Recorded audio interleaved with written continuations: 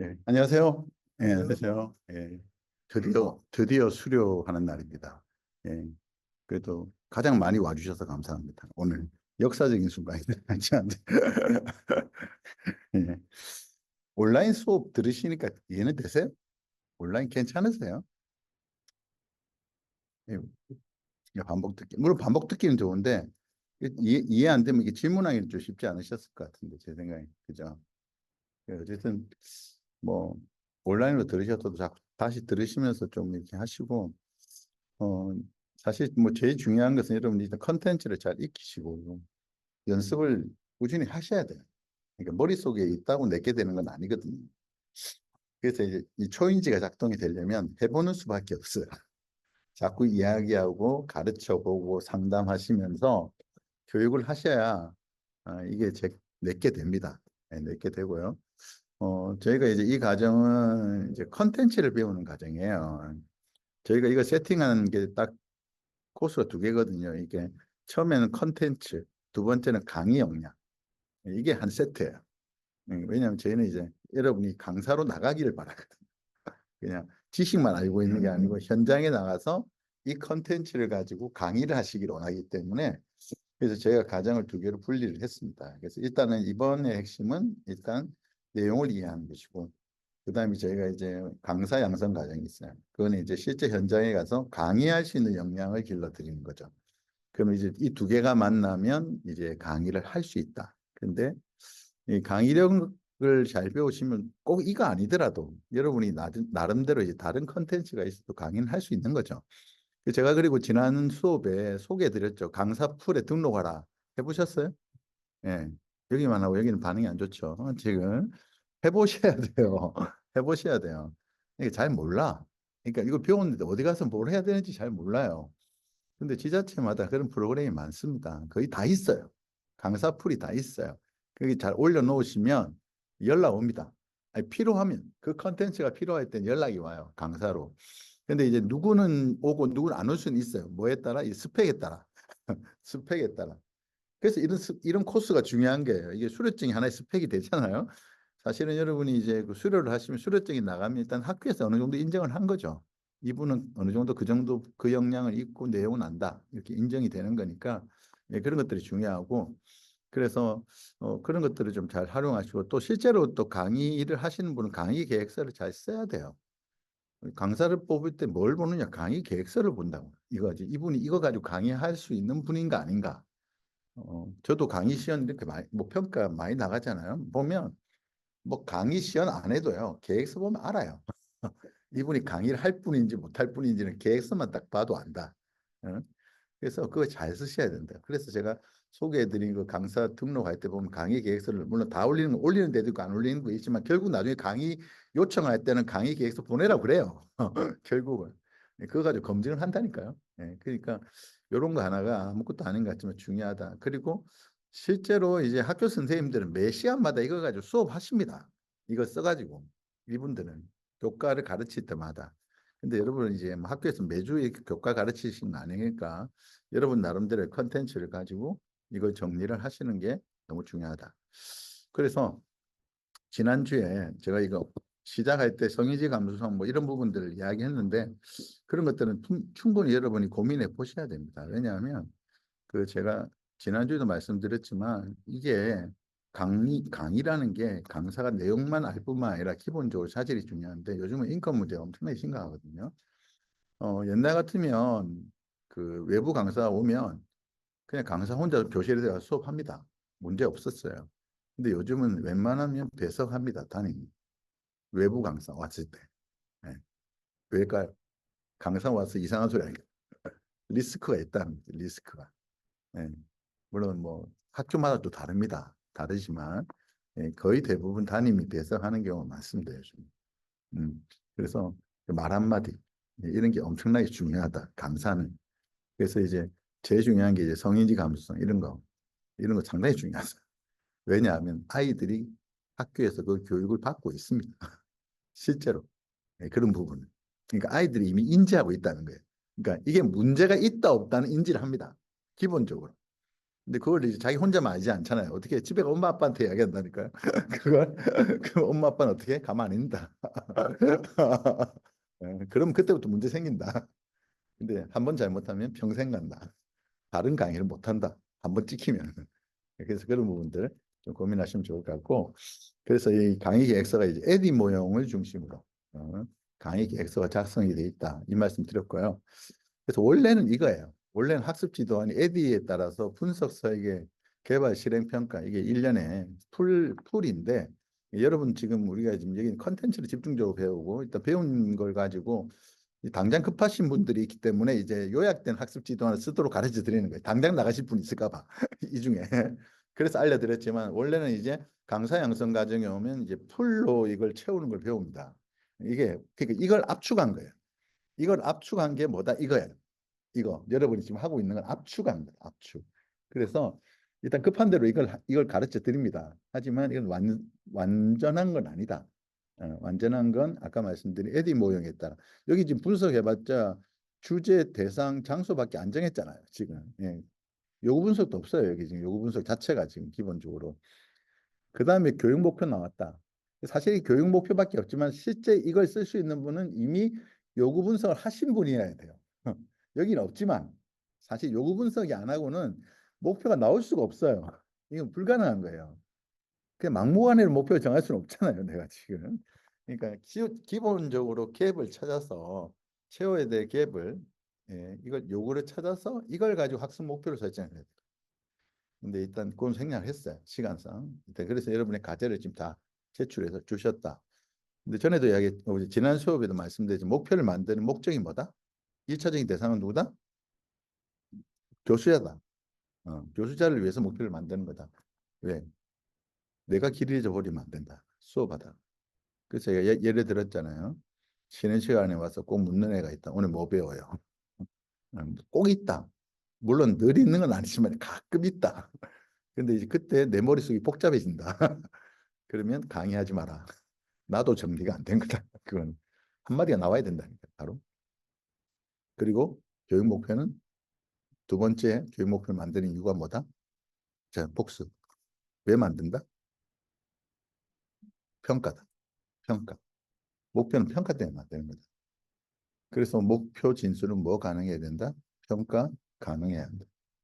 그래서 세 가지 요소가 들어가야 된다.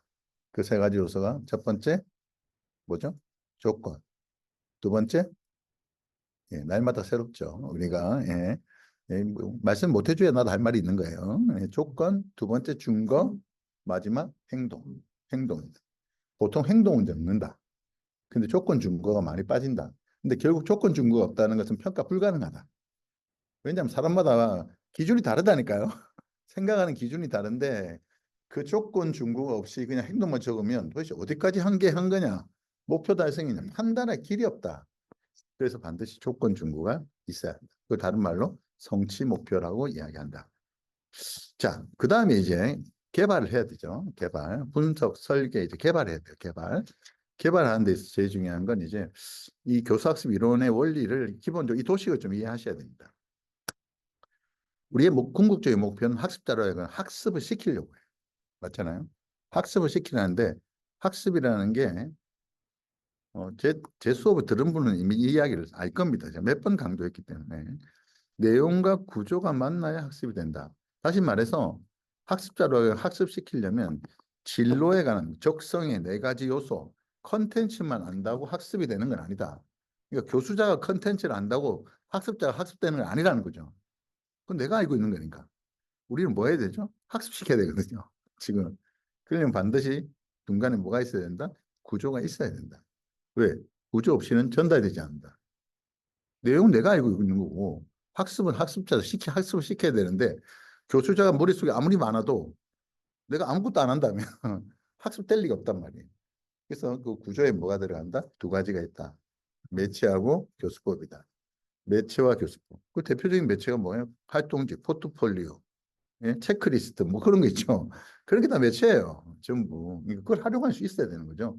뭐 상담 같은 경우는 뭐 체크리스트, 뭐 상담 검사지 뭐 이런 게 다 매체라고요. 전부 매체. 또 하나 중요한 게 뭐죠? 교수법이에요. 티칭 방법 알아야 돼요. 좀 죄송한 얘기지만 교수님들도 이렇게 아는 거 많은 교수님이 있어. 근데 수업을 듣고 나면 도대체 이해가 안 돼. 예.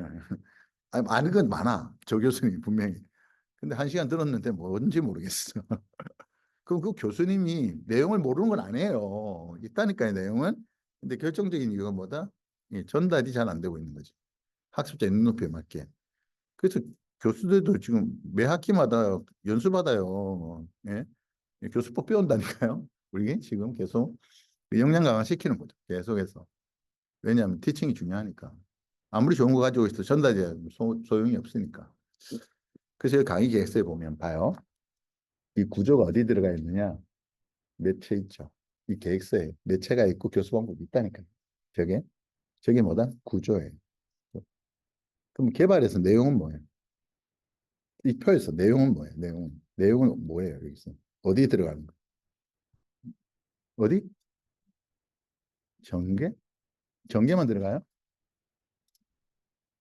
저 라인에서 저 라인에서 예. 여기 라인의 진행 순서. 진행 순서가 컨텐츠예요. 컨텐츠 정리하는 거예요. 뭘 가르칠 건가? 컨텐츠를 정리하는 게 진행 순서고, 그 다음에 이 진행 순서에 따른 이 컨텐츠를 어떤 매체와 어떤 방법으로 전할 것이냐. 이게 중요하다. 이게 두 개가 만나면 뭐가 된다? 학습이 된다. 학습이 된다. 그러니까 이게 지금 이 칸이 하나라도 블랭크가 있으면 안 돼요. 예를 들어 교수 방법이 빈칸이야. 그러면 그 교수는 지금 서서 뭐 하고 있느냐? 입 다물고 서 있는 거예요. 아무것도 안 하고 서 있는 거예요. 진짜 그렇게 해야 돼. 그럼 뭐 어떻게 전달할까요? 그 말이 안 된다는 거예요, 지금 이게. 그래서 이 강의 계획서 빈칸이라는 건 있을 수가 없다. 근데 간혹 강의 시험감이 있어. 빈칸 있어. 그런 분은 통과하기 어려워. 기본적으로 통과하기 어렵다. 자, 제가 쓴 책에 보면 이 교수 매체 여기 있거든요. 교수 매체는 크게 세 가지 나눌 수 있어요. 수업 자료, 그 다음에 교사 지침서, 강사 시나리오, 교강사 시나리오, 그 다음에 검사지, 활동 교구 이렇게 크게 세 개로 나눌 수 있습니다. 그러니까 수업 자료는 뭐죠? 이제 기본적으로 뭐 포트폴리오, 뭐 교재, 뭐 이런 거죠, 이런 거. 그 다음에 수업 PPT, 슬라이드쇼 하시면 PPT 이런 거 수업 자료예요. 수업 자료. 그 다음에 교사 지침서, 시나리오. 어, 교재 같은 경우는 이제 학습자에 나눠주는 거고요. 물론 이제 교강사 지침서 시나리오는 학습자에게 나눠주는 건 아니에요. 이건 누구한테 필요한 거예요? 나한테 필요한 거죠. 그래서 여러분이 강의를 만든다 그러면 첫 번째 뭐부터 써야 되느냐? 그러니까 예를 들어 내가 수업을 하나 준비를 해요. 그럼 맨 처음 해야 될 건 뭐부터 작성해야 되죠? 일단 아니 시나리오가 아니지. 처음에 뭐부터? 강의 계획서부터 써야죠. 일단 1차적으로 강의 계획서를 써야 돼요. 응? 강의 계획서를 쓰고 난 다음에 두 번째 뭐 해야 되죠? 강의 계획서 썼어요. 그 다음에 뭐 해야 된다? 전에 한번 이야기했는데. 응? 자, 제 수업 들은 분들 눈길 피하지 말고 이야기하세요. 자, 뭐? 교환? 다른 말로 그걸? 그게 이제 시나리오. 시나리오. 그러니까 계획서라는 것은 개조식으로 쓴 거예요. 그냥 개조식으로 요약한 거잖아요. 그걸 말로 풀어야 된다니까. 말로. 그게 시나리오라고. 시나리오. 시나리오를 써야 돼요. 왜? 왜 시나리오가 필요하죠? 기본적으로 생각해 보세요. 왜 시나리오를 써야 될까요? 이게 당연한데. 그 시나리오 반드시 써야 돼요. 뭐, 왜? 그렇죠. 시간 맞추려고. 시나리오 써봐야 내 수업이 몇 분짜리인지가 나와요. 안 써보면 알 수가 없다니까요. 아이들이 제일 싫어하는 선생님이 종쳤는데 계속하는 선생님입니다. 절대 안 돼. 이건 50분 수업이면 40분 정도 계획을 짜야 돼요. 그래야 50분에 맞춰요. 그래서 시나리오는 그래서 시간 맞추려고 써야 되고요. 또 하나 중요한 건 내 강의를 지속적으로 업그레이드 시키기 위해서 시나리오가 필요해요. 여러분, 저 같은 경우는 시나리오를 계속 쓰지는 않아요. 왜냐하면 일주일에도 몇 번씩 똑같은 내용을 강의를 하고 있기 때문에 사실은 별 필요가 없어요. 근데 만약에 여러분이 어떤 강의를 하는데 뭐 한 달에 한 두 번 한다. 그럼 시나리오 반드시 있어야 된다니까요. 한 번 하고 나면 기억이 안 나요. 그게 원고가 있어야 그 다음 강의할 때 한번 읽어보고 해야 이게 탑재가 된다고. 탑재가. 그러면 또 하는 거죠. 근데 시나리오가 없으면 막막해져. 이거 막막해져. 감도 떨어지고. 그 또 하나는 중요한 거 시나리오 써놓으면 보충이 쉬워요. 음. 강의를 하다 보면 늘거든요. 뭐가 사례도 늘고 자료가 늘 거 아니에요. 그런 거 그때 바로바로 추가를 해서 이게 보완을 할 수 있는 거죠. 시나리오가 있을 때. 그 시나리오 없으면 그것도 불가능하죠. 그래서 시나리오 쓴다. 그리고 이제 그 다음에 뭘 만들어야 되죠? 시나리오 쓰고 맨 마지막에 해야 될 게 뭐죠? 평가지 하기 전에. 시나리오까지 썼어요. 수업 계획서 쓰고 시나리오 썼어요. 그 다음에 뭘 만들어야 돼요? 그 다음에 PT 만드는 거예요. PT는 그 다음에 만드는 거라고. PT하고 교재 이런 거는 그 다음에 만드는 거예요. 근데 어떤 강사님 죄송하지만 PT부터 가져와. 그것도 내가 만든 게 아니에요. 남의 거 가져와. 그냥 한다니까요. 근데 절대 남의 거 그냥 갖다가 쓰면 안 돼. 왜냐면 어떤 문제가 생기냐. 제가 늘 강조하지만 PT를 하다가 슬라이드 쇼를 하다 보면요. 그 다음 페이지 넘겼어. 근데 갑자기 이럴 때 있어. 이게 왜 나왔지? 넘겼는데 이게 왜 나왔지? 이럴 때 있단 말이야. 왜냐면 내가 안 만들었거든. 그러니까 그 PT와 PT 사이에는 뭐가 있다? 스토리가 있다. 스토리가.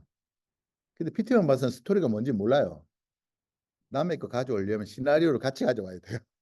정 안 되면 시나리오 읽으면서 맞춰야 된다니까요.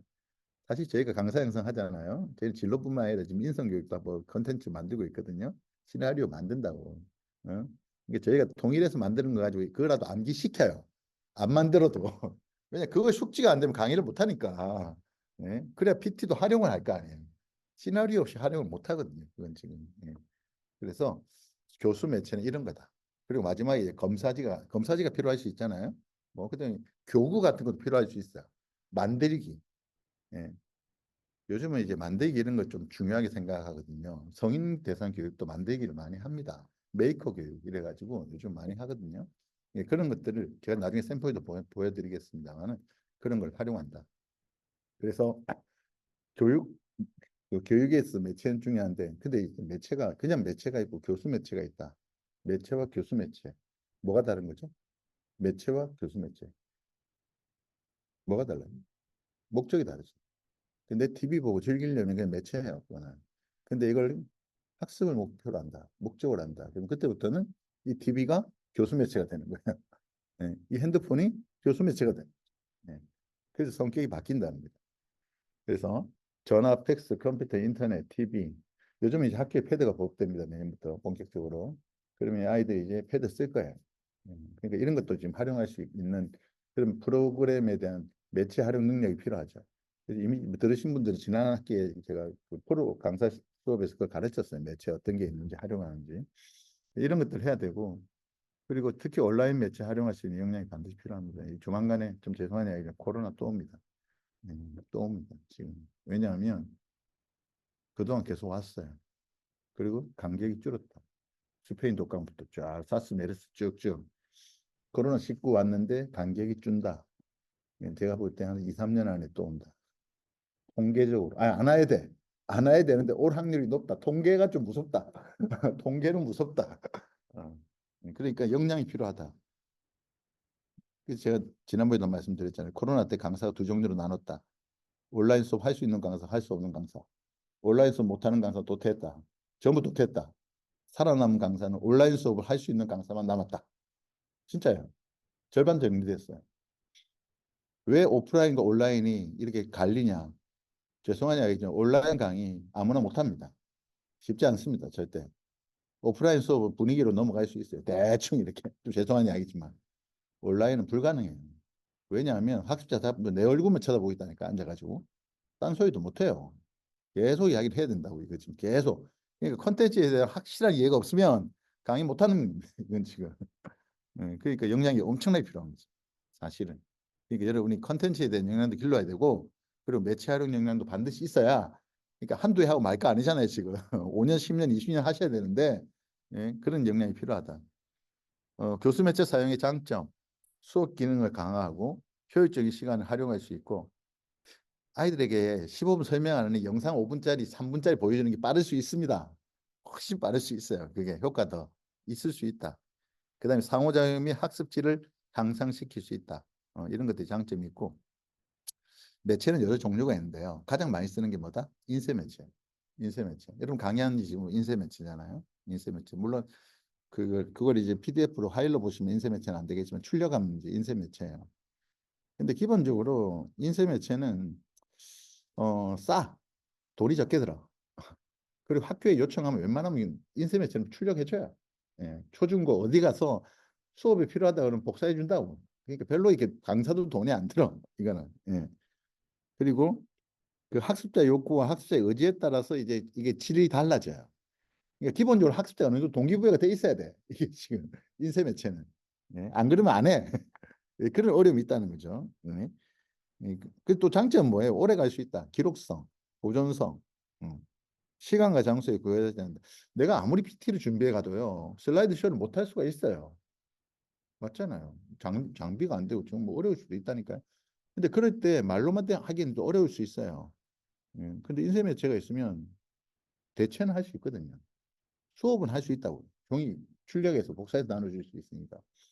그러니까 여러분이 PT 아무리 준비해도 만약에 대비해서 출력을 하나 가지고 가시는 게 좋다.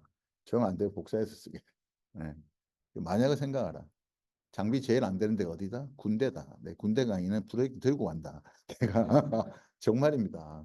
똑같은 사제인데 군대 사제는 안 돼. 뭐가 이상해. 그렇더라고. 두 번째 이제 시각미 청각 매체. 예, 기본적으로 뭐 이미지 매체 이런 거죠. 슬라이드 쇼, OHP 아시죠? 오버헤드 프로젝트. 예. 근데 요즘 돈 있으면 OHP 안 써. 왜? 패드에다 그리면 되니까. 근데 아직도 OHP 있어요. 패드가 잘 안 되면 이건 장점이 필름 올려놓고 쓰면서 할 수 있으니까 그런 장점이 있다. 예. 근데 요즘은 실물이 좋아요. 제가 볼 때. 예. 실물이 가장 효과적인.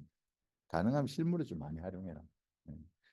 근데 청각은 이제 소리죠. 브릿지가 필요하거나 뭐 쉬는 시간에 이렇게 아이들 같은 경우 수업할 때 제가 브릿지로 이게 뭐 쉬는 시간에 애들 좋아하는 음악 틀어주고 이러거든요. 분위기 좋거든요.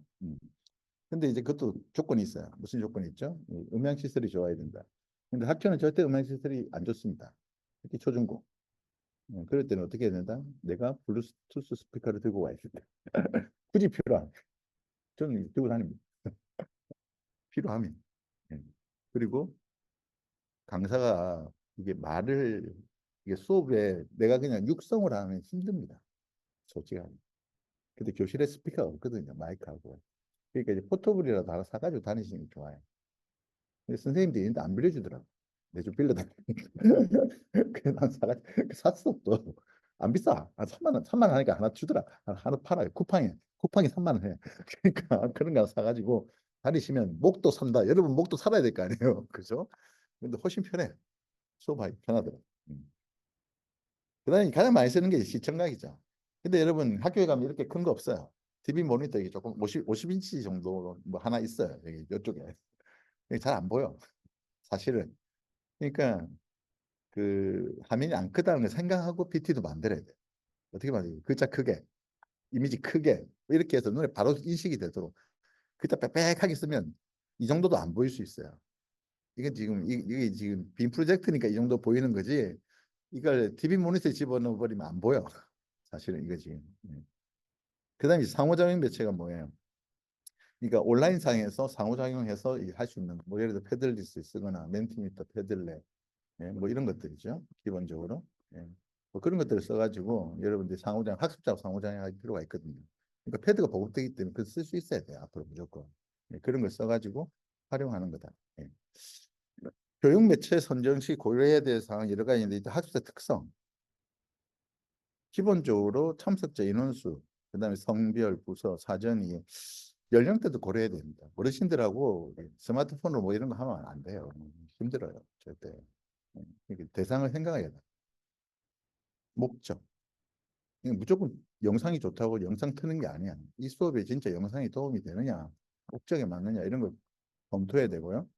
장소나 환경, 자석, 스크린 위치 이런 것들도 고려해야 됩니다. 그러니까 내가 강의하러 가기 전에 뭘 확인해 봐야 돼요. 내가 어디 강의하러 가. 그럼 그 전에 제일 먼저 확인해야 될 게 뭐예요? 강의 장소죠. 강의 장소. 요청해야 됩니다. 그러니까 내가 가는 게 제일 좋아. 근데 못 가면 뭐 사진이라도 찍어서 보내달라고 그래야 돼. 분위기를 알고 가야 될 거 아니에요. 그게 훨씬 더 성의 있는 강사예요. 그 초대하는 기관에서 볼 때도 아, 이 강사 그 나름대로 좀 준비해서 오시려는가 보다 이런 기대가 생기잖아요. 밑도 끝도 없이 와가지고 뭐 없어요 뭐 이러면 또 완전히 칼라 떨어지는 강사야 그 강사는. 그런 거 좀 생각하셔야 돼요. 그 사전에 몇 명이 오냐? 저는 항상 묻거든요. 몇 명이 오냐? 남녀 성비가 어떠냐? 연령대는 어떠냐? 강의 장소 어떤 식이냐? 이렇게 개인 책상 의자가 있냐? 어? 아니면 팀으로 만들 수 있냐? 아니면 계단식이냐? 거기에 따라 다 바뀝니다. 수업이.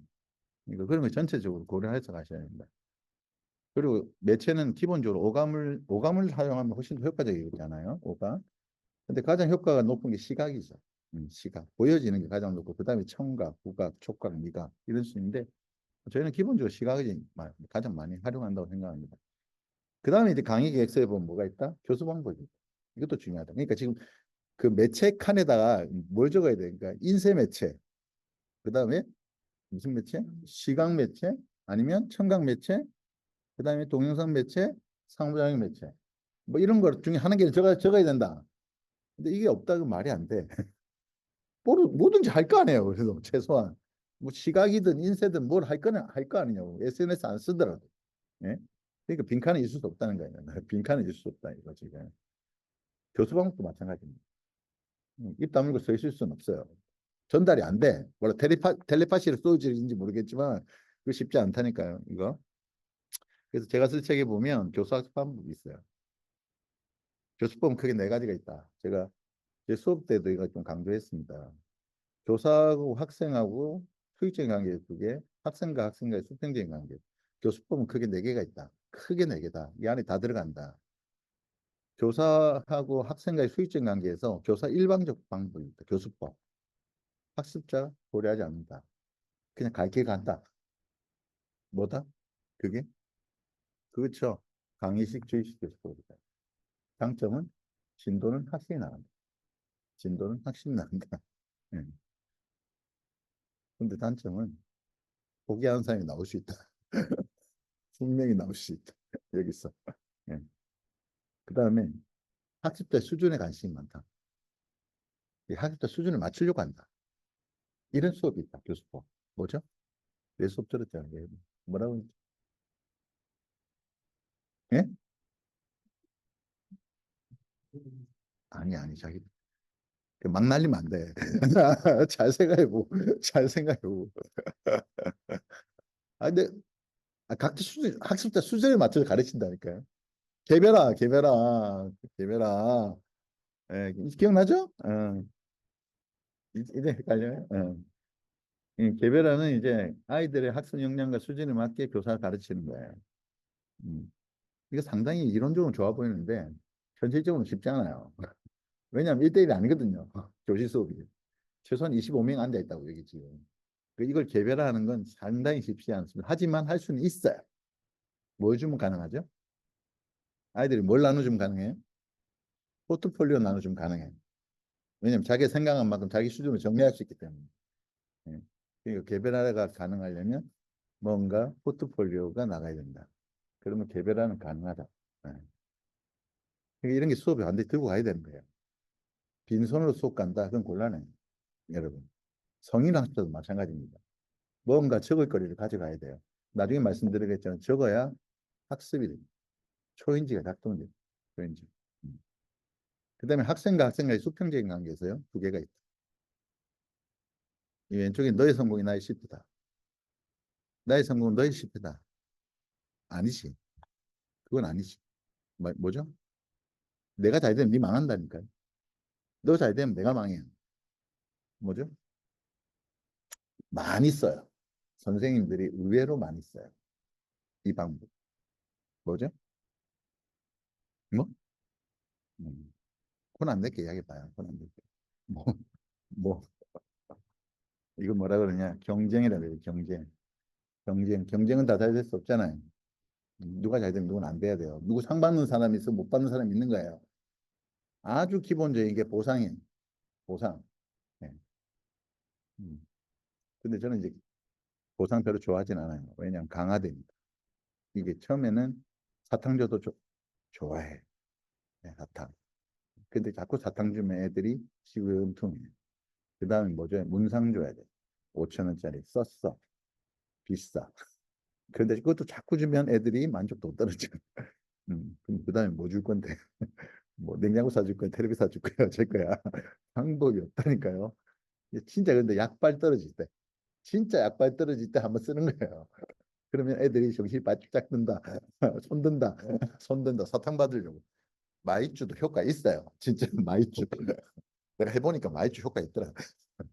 근데 자꾸 쓰면 안 된다. 그래서 이쪽이 뭐다? 너의 성공이 나의 성공, 나의 성공이 너의 성공이다. 다 잘 된다. 그게 뭐다? 교수법이다. 그게 협력학습. 협력학습. 협력학습은 기본적으로 구성주의 학습이거든요. 구성주의. 인식론 두 가지가 있죠. 객관주의와 구성주의가 있습니다. 객관주의는 뭐죠? 뜻이? 객관주의, 구성주의. 객관주의는 네, 네. 이게 그 원리가 뭐예요? 객관주의 원리. 이론적으로 객관주의의 정의가 뭐예요? 음. 자, 그냥 그렇지. 바로 그거예요. 객관주의는 절대적 진리가 인간 밖에 외재해요. 그래서 뭐 할 수 있다고 생각하냐면 인간의 인지 구조 속에 집어넣을 수 있다고 봐요. 이게 객관주의. 구성주의는 뭐죠? 절대적 진리가 인간의 밖에서 외재하는 게 아니고 안에 내재하고 있다고 봐요. 그래서 이걸 뭐 할 수 있다? 구성할 수 있다고 보는 거예요. 구성할 수 있다. 그러니까 학습의 주체가 달라지죠. 객관주의는 누가 주체죠? 교수자, 학습자 가운데 교수자 주체죠. 왜냐하면 집어넣을 수 있거든요. 그런데 구성주의는 박혀져. 학습자 중심이에요. 지금 대학 수업도 그렇지만 어쨌든 학습자 참여 수업 이런 거 강조하잖아요. 지금 이거 기본적으로 이제 구성주의거든요. 그래서 이게 가장 구성주의의 핵심을 담고 있는 교수법이 협동학습, 협력학습 이런 것들이죠. 토론과 참여를 통해서 학습시키는. 근데 사실 이 네 가지 교수법 중에 가장 힘든 교수법입니다. 가장 힘든 건 강의식이 가장 어려워요. 여러분 생각할 때 강의가 제일 쉬울 것 같지만 강의는 아무나 하는 게 아니다. 강의는 아무나 하는 게 아니다. 차라리 경쟁, 개별화, 협동식이 쉽다. 이게 쉽다. 강의는 어렵다. 어렵다. 무슨 말이냐면 강의는 내가 교수자 일방적으로 하는 거라고요. 일방적으로 50분 수업을 교수자 혼자 끌고 하는 건 쉽지 않습니다. 안 졸리게 해서. 이건 능력이 있어요. 능력이. 어떤 능력이야? 탁월한 능력이 있어요. 탁월한 능력. 네? 나중에도 한번 말씀드리겠습니다만은 TV에 나와서 강연하시는 분들 그분들이 그냥 하는 게 아닙니다. 네? TV에 나와서 강연하는 어떤 주제를 강연한다. 그럼 그날 처음 와서 그냥 처음 생각해야죠. 첫날 그냥 강연하는 게 아니라고. TV에 나오기 전에 입이 오프라인에서 100번은 했다. 100번은 강의하고 TV 나온 거다. 그러니까 안 쫀다. 절대. 내가 100번 강의했기 때문에 머릿속에 들어가 있는 겁니다. 누가 뭐래 해도 합니다. 분위기 싸해도 해요. 아무 상관이 없다니까요. 100번을 했기 때문에 그냥 혼자 하는 거라고 그냥. 예? 특히 여러분 중딩 고딩 앉혀놓고 수업 쉽지 않습니다. 그나마 초딩은 괜찮아요. 애들 반응이 좀 있어요. 중딩 고딩 어렵다. 중딩 고딩 앉혀놓고 45분 수업하려면 어떻게 해야 된다? 5분 간격으로 멘트만 때리면서 웃겼다 울렸다면서 감동을 줘야 된다. 근데 대부분 5분 만에 재운다 애들을 깔끔하게.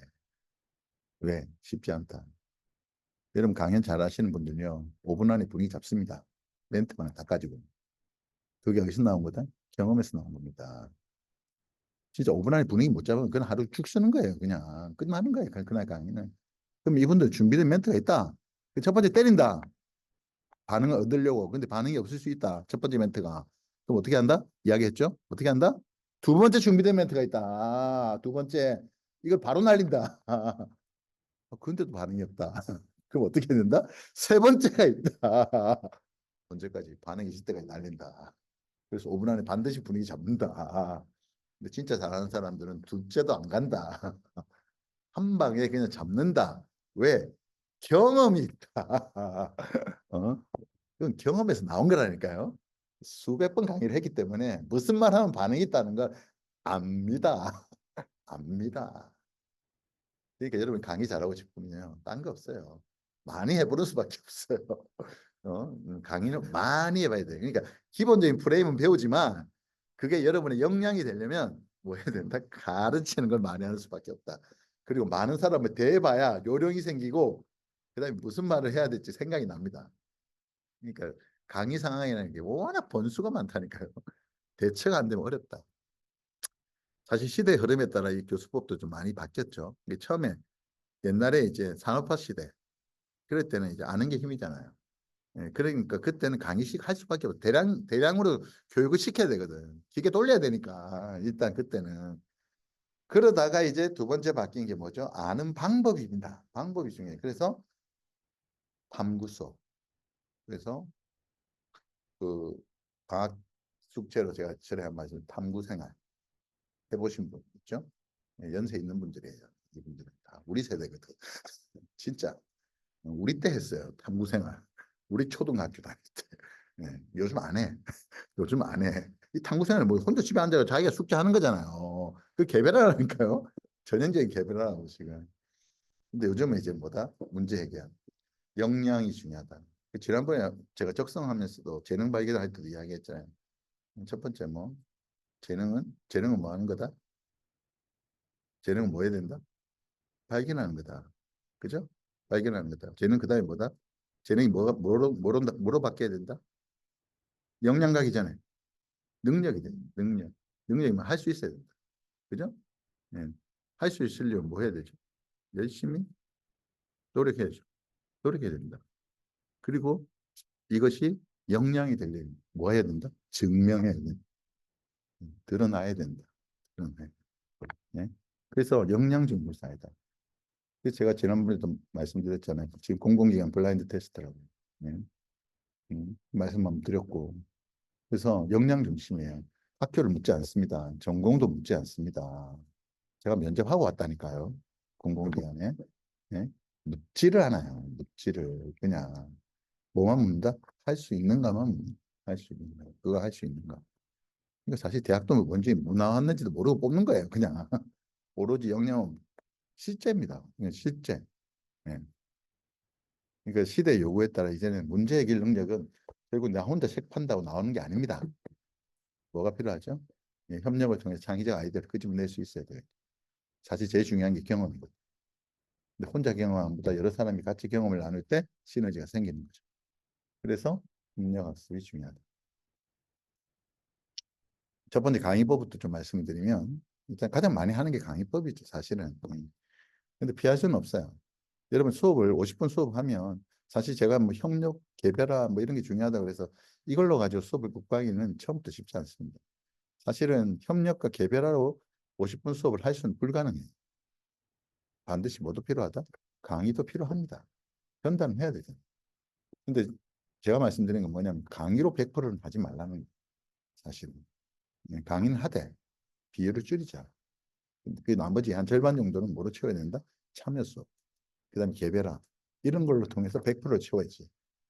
그 수업이 가장 효과적이고 리스크가 준다. 강사에. 강의를 하면 100% 리스크는 강사가 안고 가는 겁니다. 평가. 그 다 내 거야. 어? 근데 참여 수업을 했어. 그럼 리스크 절반 아이들한테 안겨, 학습자에게. 당신도 책임 있는 거야. 맞잖아. 같이 만들었으니까 수업을. 어? 그러니까 리스크를 줄여야 돼. 그리고 결정적으로 참여 수업을 하면요. 평가가 좋을 수밖에 없어요. 왜 자기가 하는 게 재밌다니까요. 시간 자기가 하고. 앉아 듣는 것보다 여러분도 같이 그냥 내가 하는 게 훨씬 재밌다니까요. 볼 것도 없어.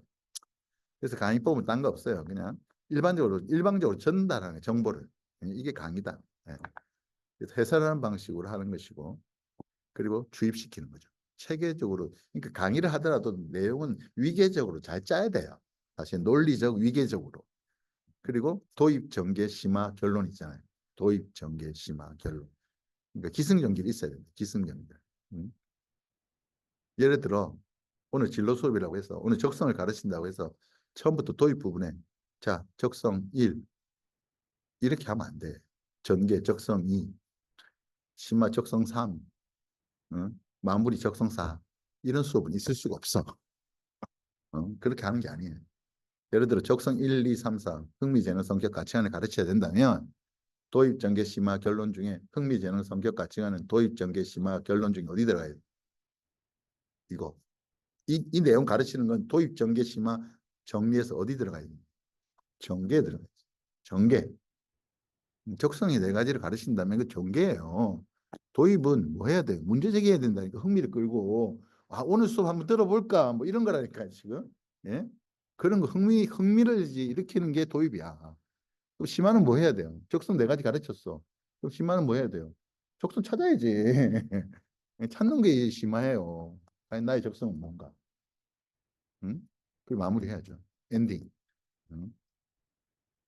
그래서 뭐 이제 수업 마무리 한 번 더 정리하고 Q&A 받고 또 뭐 질의응답 받고 뭐 이렇게 해서 정리하는 거야. 이게 기승전결이에요. 응? 이런 걸 하는데 어쨌든 간에 기본적으로 내용을 잘 구조화하는 게 정리하는 게 필요하죠. 그러니까 강의도 그냥 하는 건 아니에요. 상당히 중요하다. 장점과 단점, 뭐든지 장단점은 있어요. 장단점 다 있죠. 일단 시간 계획과 통제가 중요해. 당연하죠. 내 혼자 하는 거니까. 시간 되면 왜 맞추면 돼. 그냥 끝내. 그다음에 융통성이 있고 준비가 쉬워요. 돈 많이 들 게 없어. 나만 있으면 돼. 준비물도 필요 없어. 내가 이야기하면 돼. 응? 그다음에 그다음에 뭐 등등 있고 단점은 이제 이게 학습자 듣는지 안 듣는지 알 수가 없다.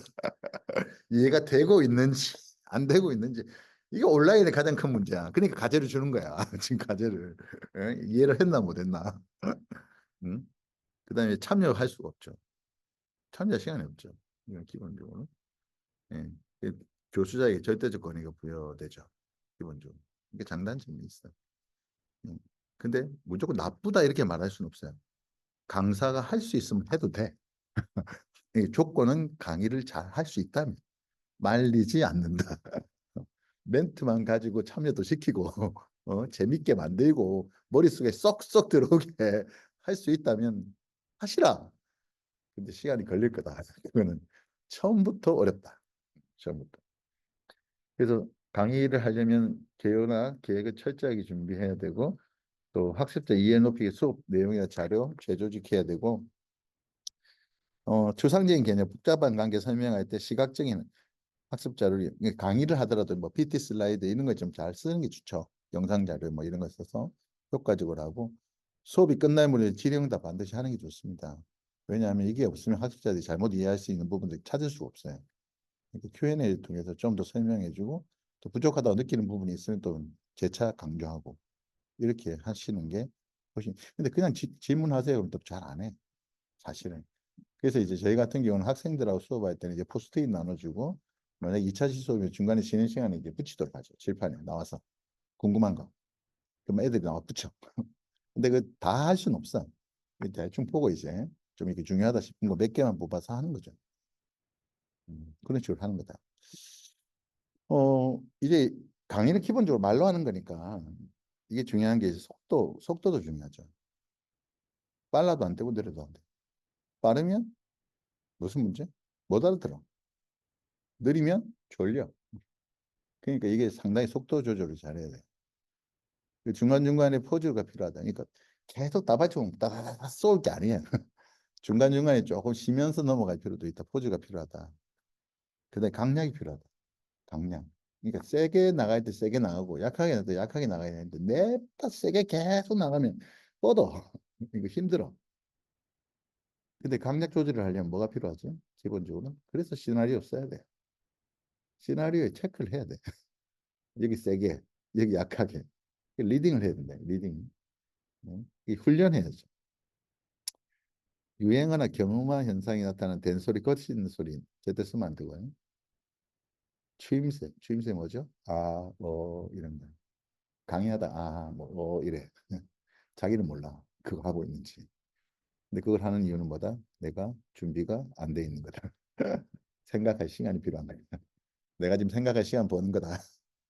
근데 중요한 건 학습자도 안다. 아, 저 강사님이 정리가 안 되는구나. 안다.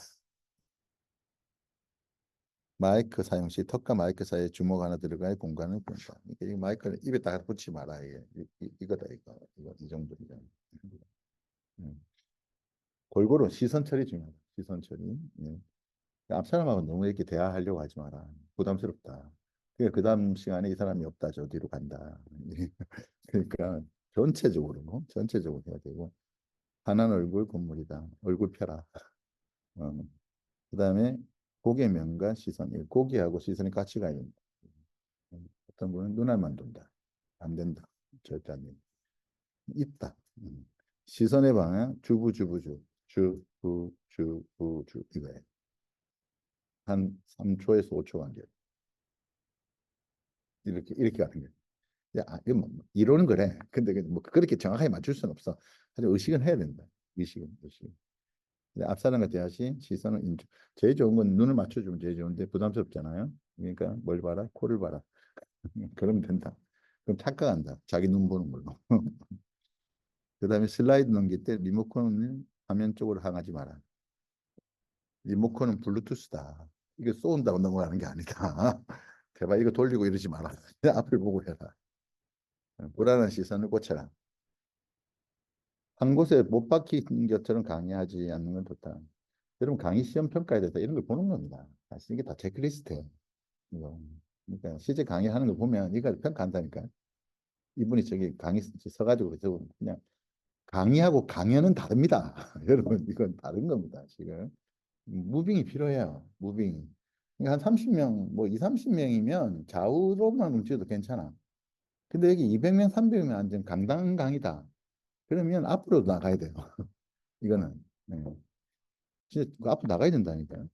예. 그 가수들 공연 가보세요. 저 무대 앞으로 그냥 왔다 갔다 하잖아.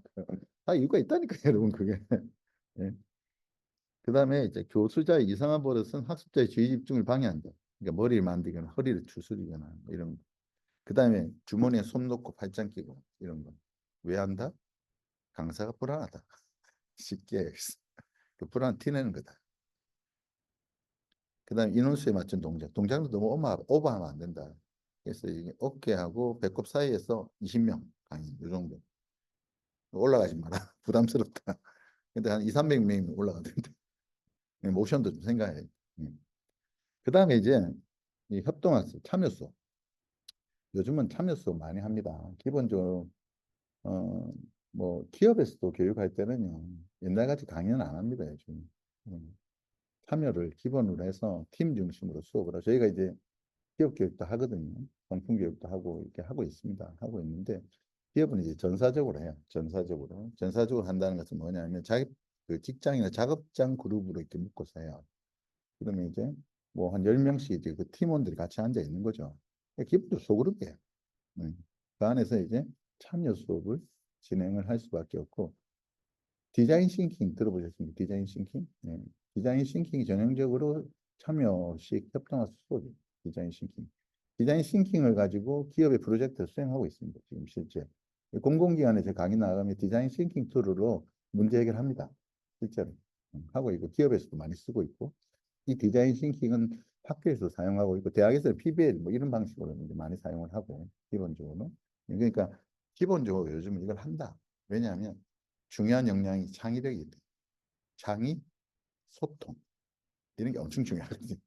이런 역량이 필요해. 사실은 지금 그래서 참여 수업 한다. 협동학습이 왜 중요하냐? 이게 이 토식을 좀 제가 늘 강조하는 건데 여러분 저한테 지금 강의 듣고 온라인 강의 듣고만 가시면 3일 지나면 20% 남습니다. 솔직하게. 이거 온라인 강의는 그래서 오래 못 갈 수 있어요. 듣기만 20% 남. 근데 온라인 들은 걸 90% 남기려면 뭐 하면 된다 여기서? 말하고 행동하는 것이다. 무슨 말이죠? 이 수업을 안 듣는 분을 앉혀놓고 내가 이야기를 하는 거죠. 아, 내가 지난주에 검 교수님 강의 들었는데 한번 들어봐. 내가 이야기해 줄게. 내 특별히 공짜로 알려줄게. 이러면서 썰을 풀어야 돼. 썰을 풀면 정리가 돼. 근데 중요한 건 여기서 초인지가 작동돼. 초인지가. 초인지 뜻이 뭐라고 했죠? 내가 아는 게 뭔고 모르는 게 뭔지를 아는 거다. 이게 초인지. 내가 아는 게 뭔지 모르는 게 뭔지를 아는 게 초인지라. 근데 말을 하면 알아요. 뭘? 아는 게 뭔지 모르는 게 뭔지를 알아요. 말을 하면. 근데 말을 안 하면 다 아는 것처럼 착각하고 있어. 사실은. 할 수 있다고 착각한다니까요. 근데 말을 해보면 알거든. 설명이 안 돼. 아, 그럼 내가 모르는구나, 이거. 티가 팍 나. 아, 그래서 참여 수업 발표 수업이 엄청나게 줍니다. 실제로 그렇기 때문에 저희가 학교에서 수업을 하거든요, 지금. 이제 저희 연구소에서 이제 그 초중고 아이들 대상으로 진로 수업하고 있잖아요. 진로 캠프도 하고 이제 수업도 합니다. 자유학제. 이 명지 초등학교라고 저기 강북에 있습니다. 여기 학교는 저희가 또 해마다 한 번씩 이제 진로 캠프를 해요. 5학년 아이들 대상으로. 전 학년, 5학년 전체 학생들 대상으로 하는데 지금 이게 교실 모습이거든요. 근데 보시면 아시겠습니다만은 이 테이블을 지금 책상에 어떻게 앉아 있죠? 이거 모든 별로 앉아 있다고 그러죠, 모든. 이게 저희가 만든 게 아니고 원래 수업을 저렇게 한다니까요. 내가 지금 그 말을 하고 싶은데. 저희가 만든 게 아니고 원래 저렇게 수업하고 있다. 기본적으로. 음. 그다음에 가천의 문흥중앙. 이 자유학기 진로 수업입니다. 가천에 세 개 중학교 있으니까 저희 연구소에 다 하고 있습니다. 여기 지금 저희가 하고 있고 이제 여러분도 이제 만약에 뭐 따로 하실 분들 하시겠지만 저희랑 같이 하실 분들은 이제 같이 이제 수업 가실 수 있습니다. 훈련 받고. 근데 이제 여기 같은 경우도 보세요. 저는 이제 교실 수업을 잘 하지는 않습니다만 가끔 이제 뭐 교실 수업을 하는 경우도 있는데 이 반은 제가 들어갔어요. 제가 한 반입니다. 여기 아이들 어떻게 앉아 있죠? 모둠으로 앉아 있죠? 예, 모둠으로 앉아 있고 선생님 그 담임 선생님 그때 처음에는 모둠이 아니고 이제 일렬 책상으로 이제 보는 세팅이 돼 있었는데 담임이 저한테 묻더라고요. 교수님 저기 스쿨식 수업하세요? 모둠 수업하세요? 그러더라고. 제가 모둠 수업 하겠다 그러니까 애들 보고 이제 얘들아 모둠으로 앉아라 이렇게 이야기를 하시더라고요. 그러니까 이게 상시적으로 수업의 교과에 따라서 이게 변형이 되는 것 같아요. 그러니까 제가 볼 땐 국영수 같은 경우는 그냥 아마 스쿨식 수업을 하는 것 같고요. 근데 다른 교과 같은 경우는 기본적으로 모든 수업을 하고 있다. 네, 라는 걸 말씀을 드리고 싶어요. 제가 순시대 수업, 인문학 수업 하는 건데 이것도 지금 한 90명 수업, 90명 들었어요. 이 수업을. 근데 보시면 아시겠습니다만은 제가 아이들 어떻게 앉아 있죠? 모둠으로 앉아 있죠. 모둠으로. 모둠으로 앉아 있는데 저는 90명이라도 강의식 수업을 안 합니다. 모둠 수업을 하거든요. 기본적으로. 왜 하죠? 이걸 해야 훨씬 더 창의력이 생기고 문제 해결 능력이 생긴다고 제가 보고요. 그리고 더 중요한 건 이제 대학에서 이제 모든 수업 아이들이 이제 싫어하는 이유가 있어요. 왜 싫어할까? 대학생들이. 예, 모든 수업 싫어하는 가장 중요한 이유는 무임승차예요. 무임승차 엄청 싫어요. 왜냐하면 이게 보상이 팀으로 가거든요.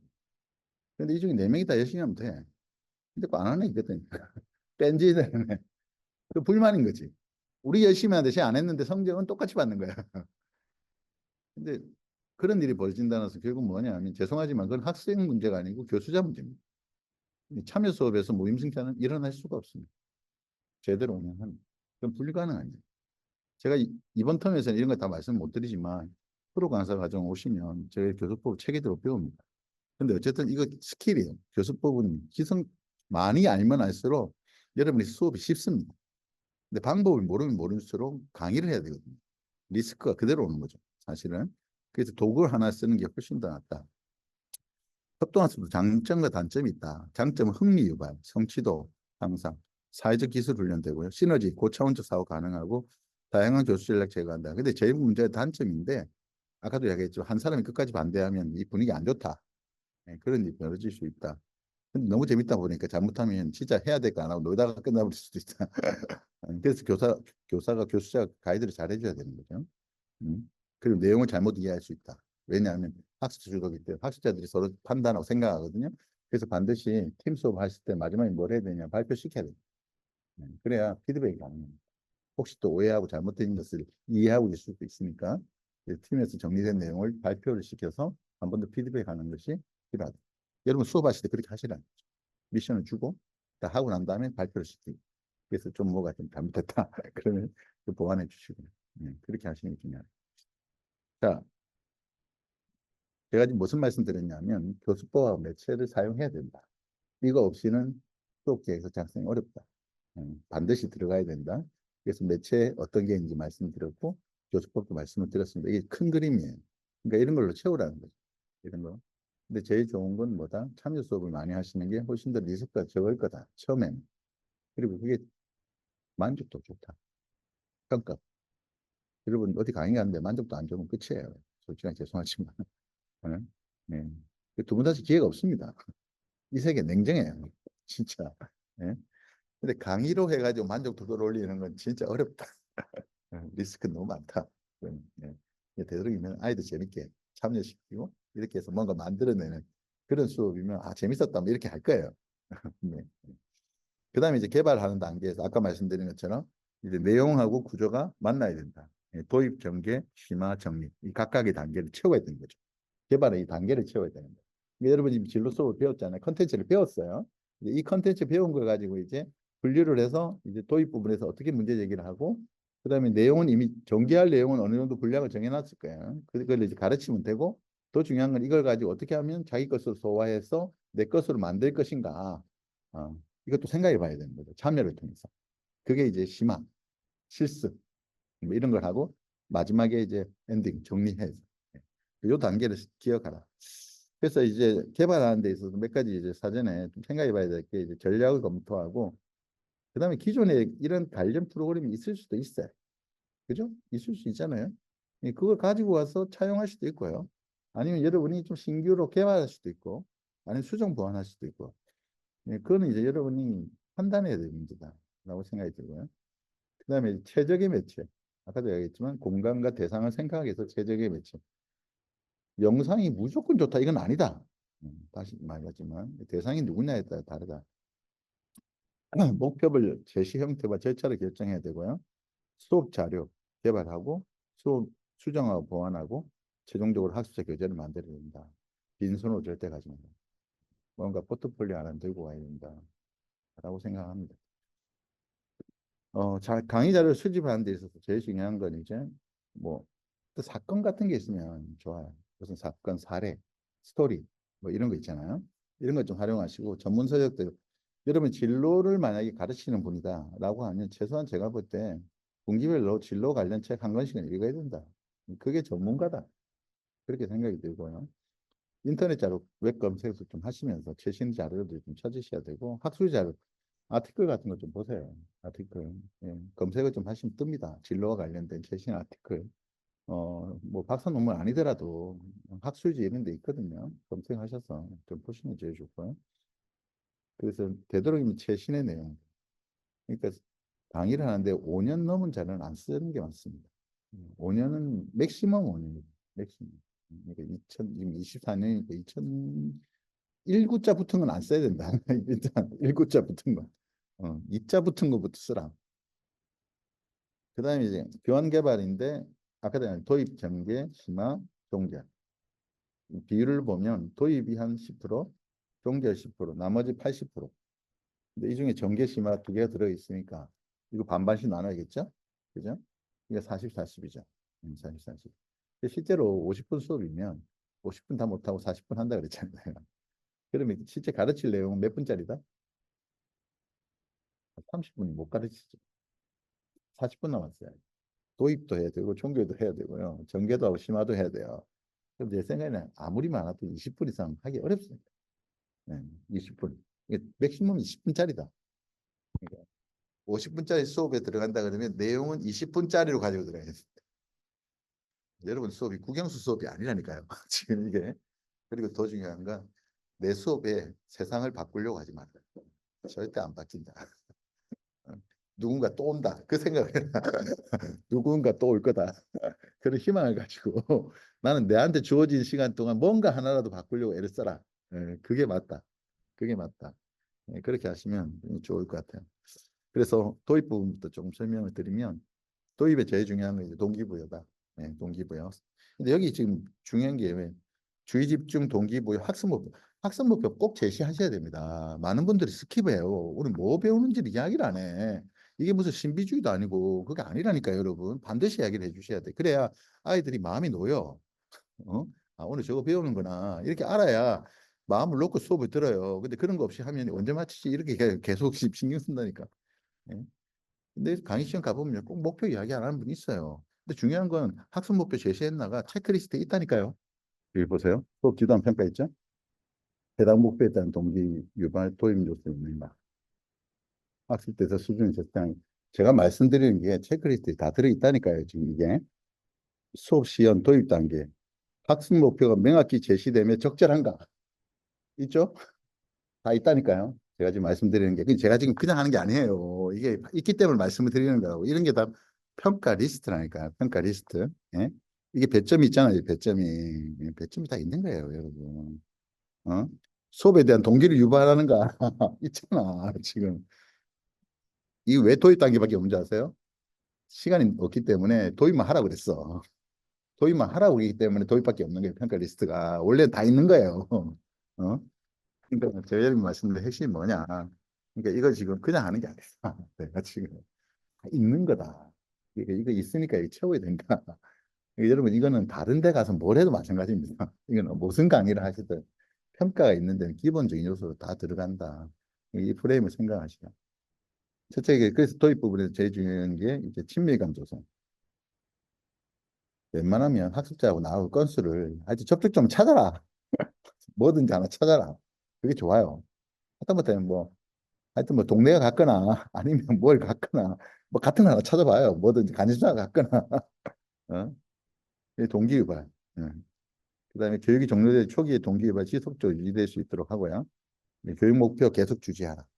교육 목표 계속 유지하고 그다음에 선수학습. 선수학습이 뭐냐면 이게 연속 수업입니다. 이게 첫 수업이 아니고 연계된 수업일 수 있잖아요. 그러면 반드시 도입 부분에서는 선수학습을 재생해야 됩니다. 그러니까 다시 말해 지난주에 배운 거 한번 리뷰. 저도 오늘 리뷰했잖아요. 리뷰하고 시작하는 거예요. 그런 것처럼 선수학습을 먼저 이야기를 하고 진행하라. 그다음에 자극의 제시, 그러니까 사례, 모형, 뭐 에피소드, 스토리 이런 걸 흥미를 끌어야 돼. 그래서 아 오늘 잘했구나 이런 생각이 들어야 된다. 여기서부터 실패하면 집중이 안 되죠. 또 사실 그래서 이런 부분들은 고민해라. 그래서 진행 순서 이렇게 돼 있죠. 강사 소개, 제목 소개, 목차, 학습 목표, 그다음 내비게이션, 동영상 보기 이런 게 이제 동기부여하고 선수 지식을 끌어내면서 흥미를 유발하려고 하는 거죠. 진행 순서는 저렇게만 적어놨지만 실제 이걸 말로 풀어야 된다니까 시나리오로.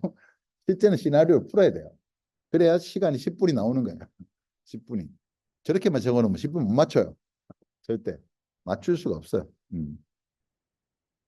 그래서 전개 부분에서 융통성, 창의성, 동기 유발 지속, 다양한 매체 교수법 쓰고 그다음에 의미 있는 조직에서 전개라는 게 뭐예요? 내용을 전달하는 단계거든요. 그죠? 도입했으니까 전개해야 되죠. 이게 좀 창의성을 발휘해야 되고 지속적으로 동기가 유발될 수 있도록 스토리를 끌고 가야 되고 근데 이때 제일 중요한 건 매체와 교수법을 지속적으로 잘 써야 된다. 이때 그 의미 있는 조직화해서 다양한 활동의 영역을 의미 있게 조직하고 해석할 수 있도록 지원해라. 이때 이제 교수자의 역할이 뭐냐? 주의 집중, 초점 유지, 상호작용. 그러니까 교수자는 지속적으로 상호작용을 끄집어 가야 되는 거죠. 사실. 그러니까 사실 교수자가 어떤 내용을 일방적으로 전달하기보다 이 참여 수업에서 교수자의 역할은 뭐다? 퍼실리테이터, 촉진자. 그러니까 뭔가 학습이 되도록 이게 동기부여하고 이제 끌어가는 그런 역할로 패러다임이 좀 많이 바뀝니다. 사실은. 그래서 직접적으로 학습자들이 좀 참여할 수 있도록 그렇게 하라. 이런 게 교구예요. 이게 이제 큐브거든요. 그래서 저희 성품 교육할 때 만든 제가 이제 외부에 이제 성품 교육하면 이제 학생들하고 수업할 때는 저기 나무 큐브가 있습니다. 왜냐하면 듣고 가면 잊어버립니다. 큐브에 이제 기록을 남겨놓고 오랫동안 이제 책상 위에 놓고 보라고 뒤집어 가면서 이게 저런 게 교구라는 거예요. 나무를 안 만들면 이렇게 도화지 같은 걸로 만들어서 이제 뭐 테이프 붙여가면서 할 수 있겠죠. 근데 손동작이 있고 이렇게 조작이 있는 게 좋아요. 공부는 기본적으로. 그래 오래 기억이 남는다. 그래서 그런 것들을 좀 활용하시면 좋겠다. 그래서 전개 같은 경우는 이렇게 개요를 적는 거죠. 적성에 대한 주제, 적성을 많이 가르친다 그러면 전개가 여기 나오는 거죠. 흥미, 재능, 성격, 가치관 이렇게 제시를 하고 인쇄 매체, 이미지 매체. 인쇄 매체는 뭐죠? 포트폴리오 나눠줄 거니까. 그다음 PT 띄울 거니까 이미지 매체죠. 강의하고 그다음에 학습자 찾아야 되잖아요. 그리고 개별화해. 여기는 지금 그래서 10분 이렇게 세팅을 했죠. 그다음에 이제 심화 정리하죠. 배운 내용을 내 걸로 만들어. 내 걸로 만들기 위해서 뭐 하는 거예요? 그 설명하고 하는 거죠. 이야기하고 설명시키는 거죠. 피드백 주고요.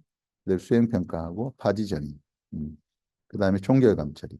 다시 한번 생각하고 오늘 배운 내용 리뷰할 수 있도록 이렇게 만드는 거. 그래서 제일 마지막에 자기도 학습의 마지막이 뭐예요? 셀프 리프렉션, 자기 성찰. 이런 거 한단 말이에요. 그런 거 해야 내 걸로 이제 완전히 총결감이 처리되면서 파지전이 일어나는 거죠. 완전히 내 걸로. 그렇게 만들어 가야 된다라는 거죠. 그러면 이렇게 정리가 되는 거예요. 심화에서는 뭐 한다? 자기가 정리한 걸 발표시켜야죠. 내 흥미, 재능, 성격, 가치관. 네? 이런 걸 발표하고 이때 교수법은 강의식도 있지만 협동식, 생각장 모듈. 생각장 모듈이 뭐냐면 생각은 내가 하고요. 짝은 둘씩 짝 짓고 이야기해요. 자기 거. 적성은. 모듈은 어떻게 한다? 팀별로 돌아가면서 자기 거 이야기하는 게 아니고 자기 짝을 소개하는. 그러니까 집중 안 할 수가 없어요. 예. 저게 이제 구조와 방법이에요. 그러니까 아이들한테 설명하잖아요. 얘들아 지금 쓸 방법은 생각장 모듈 이런 말 안 해요. 그건 내가 하는 거예요. 그건 진행을 하는 거라고.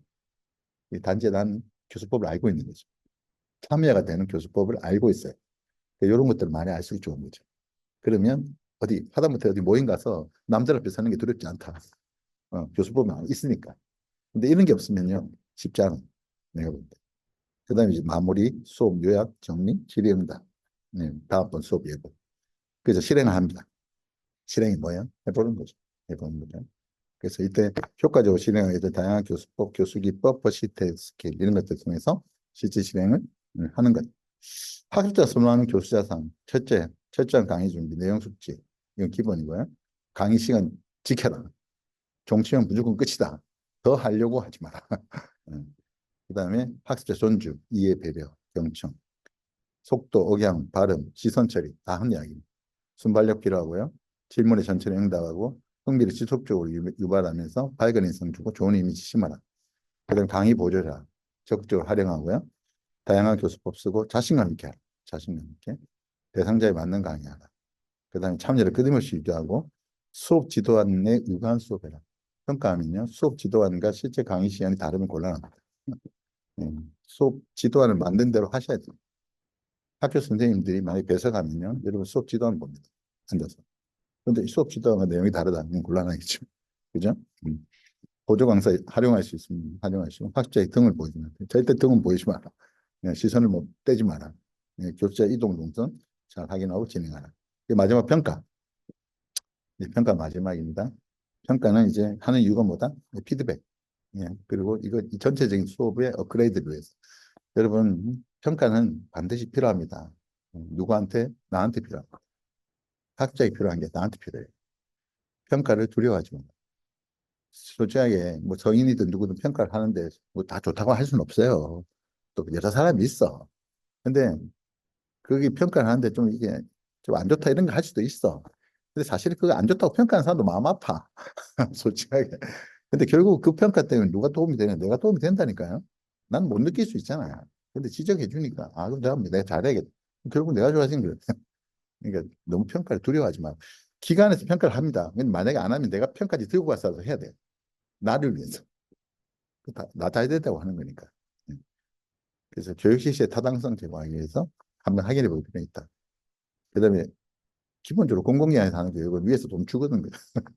재정기관, 지원기관의 조건을 만족시키는지 확인해 볼 필요가 있고요. 그리고 좋은 평가는 뭐예요? 광고할 수 있잖아. 다음에 여러분 어디 가서 광고할 때 좋다. 이거. 그래서 평가 필요하다. 또 평가 잘해주면 또 그거 가지고 광고하면 되니까 도움이 된다. 그래서 평가는 4단계 평가, 커프 팩토리 4단계 평가 있는데 반응, 학습, 행동, 결과 평가 이렇게 네 가지 할 수 있습니다, 여러분이. 근데 이 중에서 가장 보통 하는 게 이제 반응 평가죠. 반응 평가는 만족도 평가. 만족도. 뭐 좋았다. 뭐 안 좋았다. 뭐 이런 거죠. 이런 거. 그다음에 이제 학습 평가. 실제로 얼마나 배워서 기억에 남느냐. 뭐 기본적으로 뭐 시험 보는 거죠. 이런 게 그죠. 그다음 행동. 행동의 변화가 있습니다. 사실 기업 같은 경우는 이런 데 상당히 관심이 많죠. 근데 학교에서 여러분 어디 일회적 강의 가가지고 행동 평가를 하기는 어렵습니다. 그냥 계속 앉아 있을 수 없잖아요. 그분들하고 계속. 예? 그러니까 그건 좀 어려워요. 사실은. 근데 이제 기업 같은 데는 이게 가능하죠. 예, 지속되니까. 그거. 그리고 결과 평가는 이제 ROI. 그러니까 기업은 돈 썼단 말이에요. 돈 쓴 만큼 인풋을 했으면 아웃풋이 나와야 되거든요. 그래서 기업 같은 경우는 4단계 결과 평가까지도 관심이 있습니다. 실제로. 네, 그런 것들을 고민하는데 제가 생각할 때 여러분들은 그냥 1단계, 2단계 정도가 아마 맥시멈이 아니겠느냐. 실제 여러분 현장에 나가서 마칠 수 있는 거. 설문지 같은 걸 좀 많이 활용하시면 좋고 인터뷰할 수 있고 평가 방법은 그다음에 질문지 사용할 수 있고 시험 볼 수 있고 네, 포트폴리오 결과물로 판단할 수 있고 보고서 그다음에 기업 같은 경우는 비용과 이익 분석 이런 것까지도 할 수 있다. 교재 구성 여러분 이제 포트폴리오를 만들거나 교재를 만들었다고 하면 일단 평가를 하는 항목에 있어서 동기를 유발하는가, 충분한 양인가, 최적화되어 있나, 이해하기 쉬운가, 그리고 전문 용어는 정리되는가.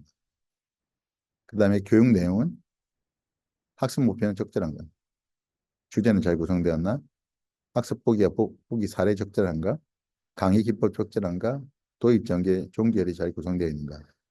이런 체크리스트가 있습니다, 실제로. 그러니까 여러분들 참고하셔서 만드셔야 됩니다. 사실 이게 있으니까. 그 다음에 학습활동 교수 전략. 교육 내용에 대한 적절한 학습활동이 설계되었는가, 교수 전략은 적절한가, 피드백은 적절히 제시되어 있는가. 이런 것들도 다 평가한 거예요. 그래서 여기 지금 최종적으로 지금 오늘 제가 말씀드린 게 이 한 장이 다 정리가 되어 있는 거다. 그래서 저희가 분석했고, 그래서 이게 오늘 개발, 도입, 전개, 심화, 정리 어떻게 구성해야 되나. 큰 아웃라인을 말씀을 다 드린 겁니다. 그리고 평가도 항목, 어느 단계까지 평가할 것인가. 이런 걸 고민하셔서 요 한 장을 채울 수 있으면 강사풀에 등록하시고, 등록하시고, 그 다음에 좀 더 이제 강의는 역량을 길러야 되니까, 제일 좋은 건 많이 해보는 거다. 근데 기본은 배우시고, 배우시고 많이 해보시면 아마 하실 수 있을 거라고 생각합니다.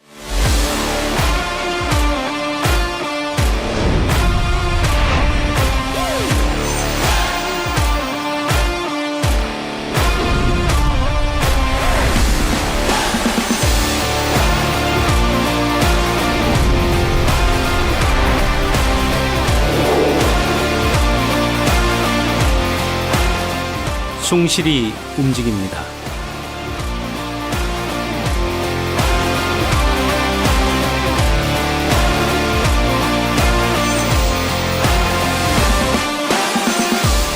대한민국 최초의 대학에서 미래를 위한 더 큰 숭실로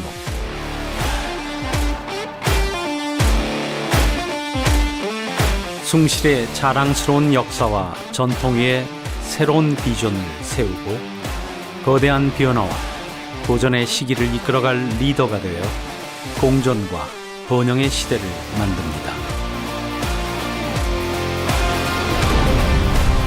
숭실 르네상스 지금 시작합니다.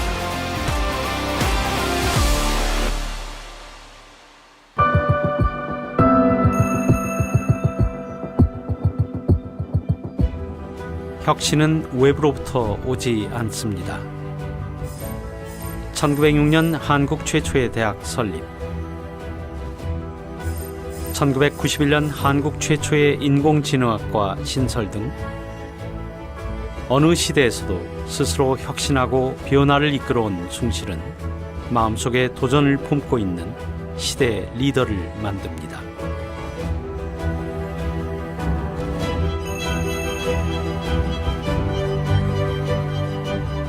변화에 굴하지 않고 기꺼이 도전하는 마음인 창의력은 하루하루 새롭게 배워나가기를 두려워하지 않는 용기에서 나옵니다. 숭실은 빛나는 아이디어와 재능을 적극 지원하고 과거 신사참배를 강요하는 일제에 맞서 자진 폐교를 선언했던 기계를 이어 시대의 정신을 파악하고 새로운 관점을 제시할 수 있는 창의적 역량의 인재를 만듭니다.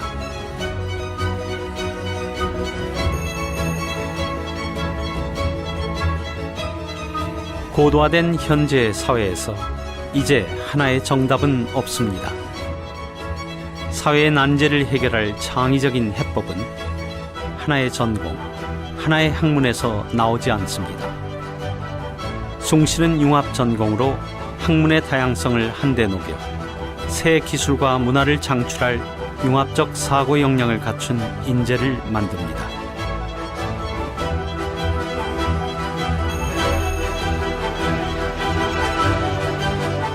혁신은 본질을 향해 가는 효과적인 방법입니다.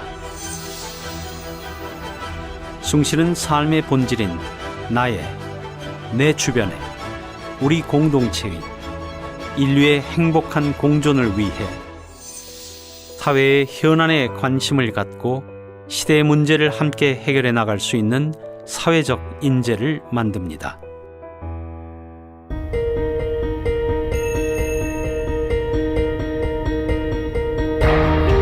진정 가치 있는 것들은 예외 없이 오랜 시간, 많은 노력을 경주해야 얻을 수 있습니다.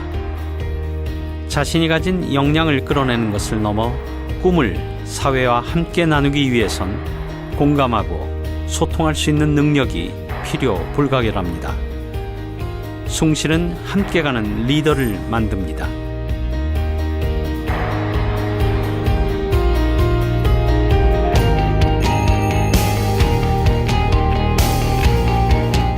팬데믹 전후 경제 성장률 1위, 세계를 휩쓸고 있는 K컬처 등 이제 명실공히 대한민국이 세계 리더 자리에 한 자리를 차지하고 있습니다.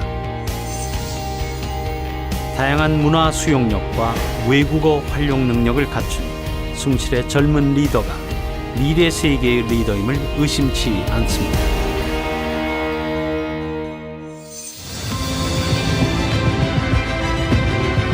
기술과 문화의 번영,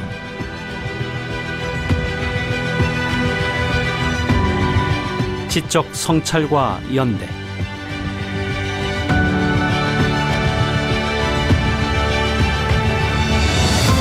인류의 공존을 모색하는 숭실.